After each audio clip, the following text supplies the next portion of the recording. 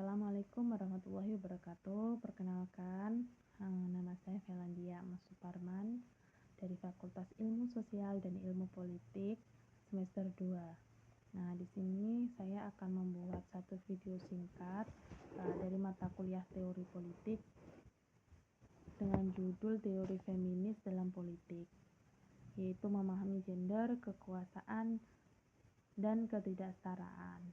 Fokus utamanya di sini adalah menantang struktur patriarkal, memperjuangkan kesetaraan gender, dan mengakui interseksionalitas berbagai bentuk penindasan. Nah, kata gender sendiri bisa diartikan sebagai jenis kelamin dan juga dapat diartikan sebagai perbedaan yang tampak antara laki-laki dan perempuan. Nah, dilihat dari segi nilai dan tingkah laku. Perbedaan fungsi dan peran antara laki-laki dan perempuan itu tidak ditentukan karena keduanya itu terdapat perbedaan biologis atau kodrat, melainkan dibedakan menurut kedudukan, fungsi, peranan masing-masing dalam berbagai kehidupan. Contoh sedikit ya, dilihat dari kedudukan, fungsi, dan peranan. Kedudukan seorang laki-laki di dalam rumah tangga sebagai kepala rumah tangga.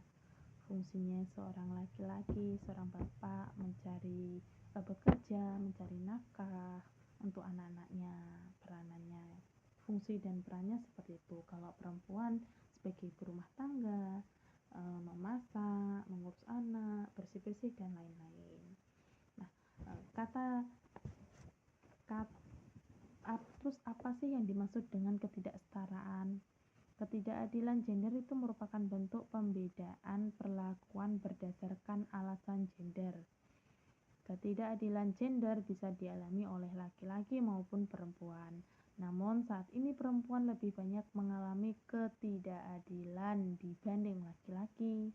Akibatnya terjadi pembatasan peran terhadap perempuan.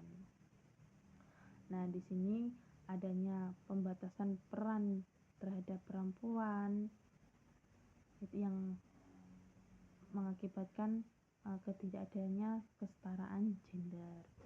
Nah, mungkin untuk saat ini dibanding zaman dulu, mungkin sekarang itu banyak perempuan di Indonesia itu yang sudah bekerja, berpendidikan tinggi, terus bekerja di pemerintahan. Tidak hanya laki-laki, tapi perempuan pun juga bisa kerja di suatu pemerintahan, parlemen, bahkan di politik.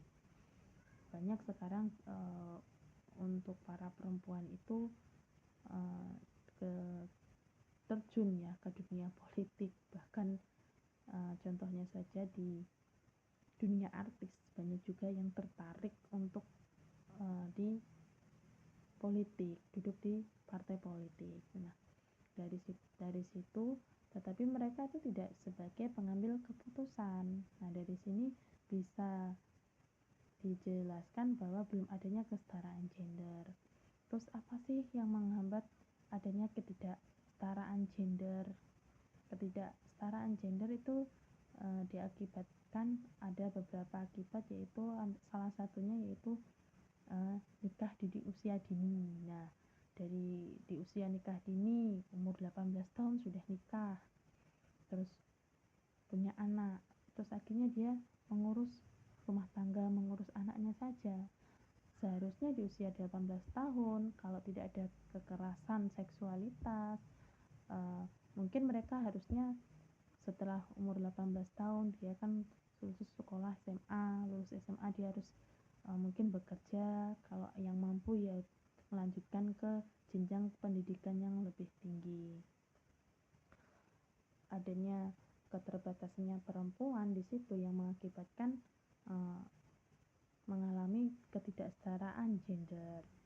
Terus nikah di usia dini menyebabkan angka kemiskinan di dunia itu semakin banyak. Karena apa?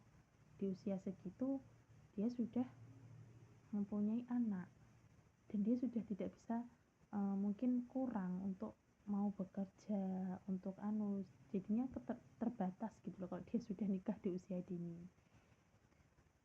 Yang itu menyebabkan beberapa alasan adanya ketidaksetaraan gender.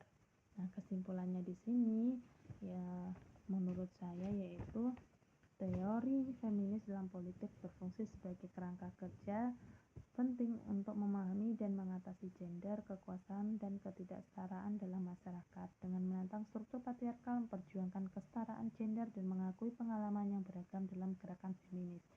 Nah, teori ini menuntut penilaian ulang terhadap struktur kekuasaan yang ada dan mendorong kemajuan menuju masyarakat yang lebih adil dan setara.